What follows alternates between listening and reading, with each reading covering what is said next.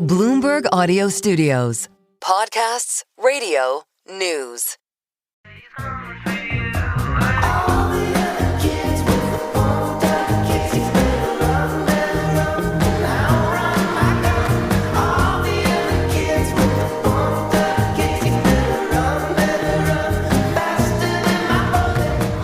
How would you like to become part of the ownership society? It's complicated with lots of moving parts, rules, regulations, and taxes. But if you do it right and get a little lucky, there are potentially big gains to be had. To help us unpack all of this and what it means for your compensation, let's bring in Joey Fishman. He's an expert in equity-based compensation in Bend, Oregon. He has clients from Seattle and Redmond down to San Francisco and Silicon Valley. And full disclosure, Joey is the equity compensation expert at Ritholtz Wealth Management and is also one of my partners. So let's start, Joey, from the employer perspective. What does a firm like RWM get out of equity compensation for its senior employees and partners? It sets the tone from the beginning, and incentives, as long as they're properly aligned, it puts everybody in the right position to help push the firm forward and help succeed. So let's drill down to some of the most important aspects of this. Obviously, if you're either offering stock options or any form of equity compensation, that's going to be less expensive than using cash. That's obvious. But what about attracting talent, retaining talent, and then getting all the horses pulling in the right direction? That's a really good question. And I think a lot of it depends on the individual industry with which you're working in. So, for years over the last, run up to the bull market of the last 15 years, there was a huge demand for coders and people in the tech world. And so if you could fog a mirror, you were offered, hundreds of thousands of incentive stock options to come join this or that tech company to help build them out. In the banking world, RSAs or restricted stock awards was a different form of equity that suited better that industry just because of the way which cash flows came in. And RSUs seem to be the better approach for the oil and gas industry. There is a lot of volatility in that market, but there's also a lot of stability. And so RSUs tend to work really well in that environment. So you mentioned banking. In the space we work in, wealth management, it seems like it's very much bifurcated. Some companies very much embrace it. Other firms don't really pay much attention to it. What do you see in this space for equity-based compensation? I mean, if you want to keep your employees around, you're going to incentivize them accordingly. They got to get paid. Is that why we seem to have sort of a prisoner exchange at the big wirehouses? They go from Merrill to Morgan to UBS to Goldman and back.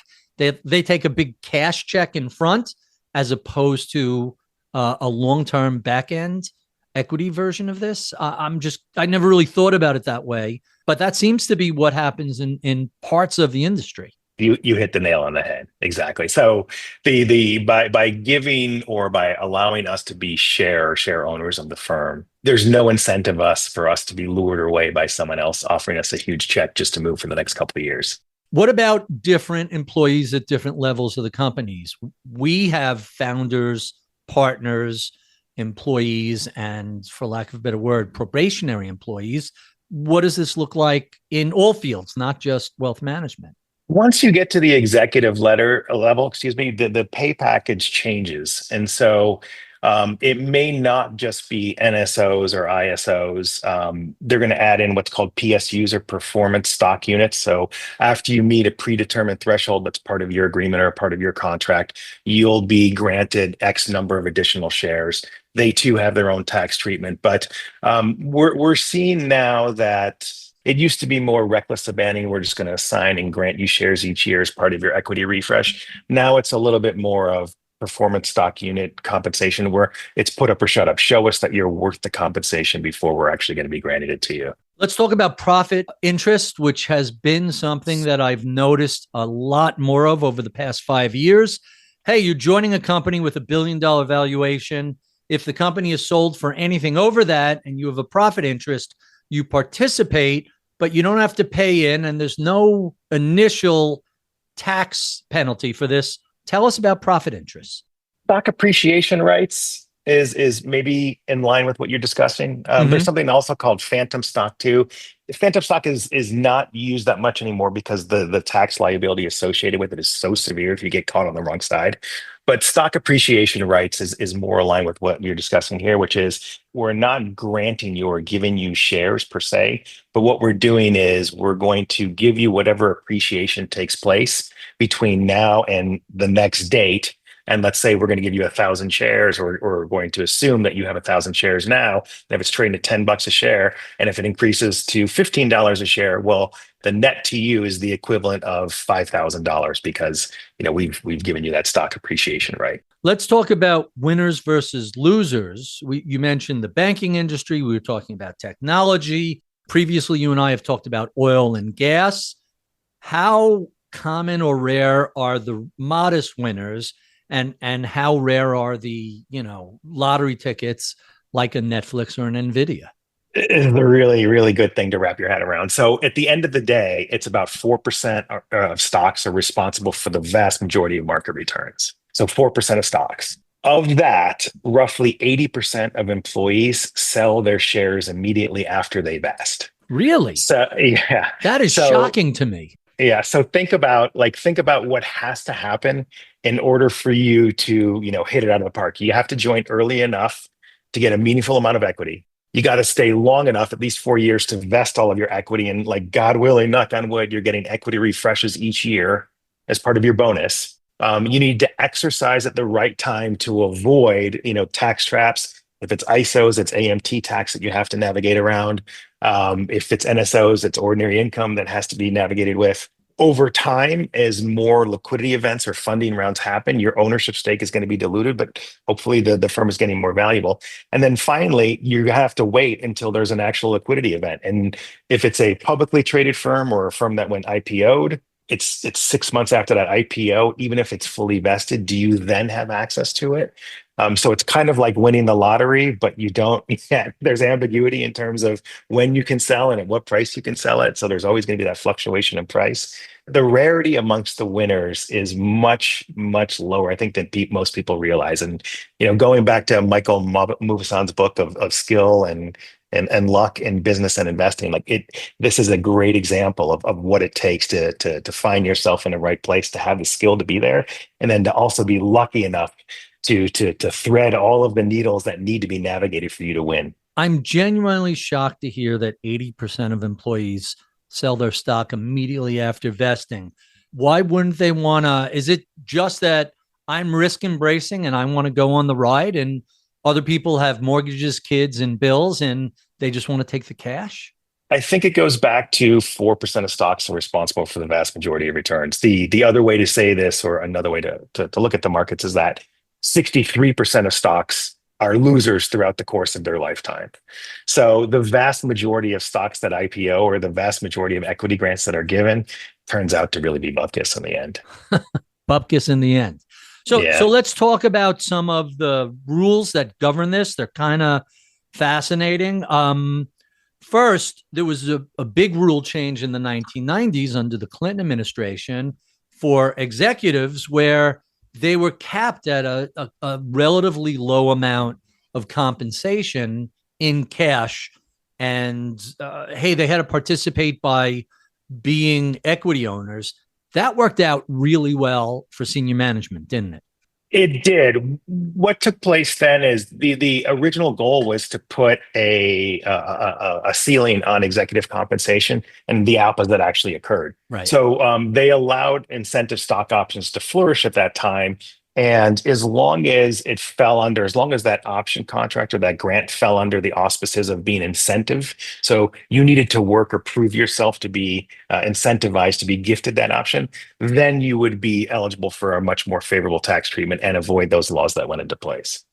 And then there were some rule changes following the dot-com implosion. What took place in the 2000s that affected employee equity compensation? Among the main challenges is the requirement that each year an independent valuation take place through the process of what's called a 409A. So what that means is that the company itself can't just pull out of its tush whatever valuation they expect it to be. Instead, it has to be verified by a independent third party. The other thing is that equity now vests upon a schedule. So there are a number of backdating scandals that took place in Sure. the late 90s, early 2000s. Apple, Steve Jobs was even famously installed in one of them. And so there's a much more stringent set of rules as it governs equity compensation. The main ones to take away from it, obviously the 409A, and that going forward, no forms of equity compensation can be given below market value. It has to be at least at 100% of market value, or if you're an insider or an executive, it has to be at 110% of current market value. Huh, really interesting. What about some of the crazier tax stories? I know you've regaled me with all sorts of wild scenarios that take place. What are some of the wacky attempts to circumvent taxes that have led to bad outcomes? Everyone knows the term, like, who you hang out with is who you become. It depends on the socioeconomic demographic with which you're hanging out with, but right now, like, making the rounds is conservation easements. These are a tax scheme to help absolutely gut your tax liability on the ordinary income side. The IRS has put a stop to it. And basically, I think how they work these days is that for every dollar that you would put into a conservation easement, I believe 20 cents goes towards litigation over the next 11 years on your behalf. So it's not for the faint-hearted. They don't materialize in the way that they promise. So that's among the main things where people really get themselves in trouble. And I will say, like, if you find yourself on the wrong side of a conservation easement, the tax bill that's going to be jammed down your throat is going to be so insane, you'll regret having done it in the first place. So you sound very conservative when it comes to tax schema that aren't approved by the IRS. Let's talk about one that the IRS has already blessed, the QSBS. Tell us about what that is and how does that work?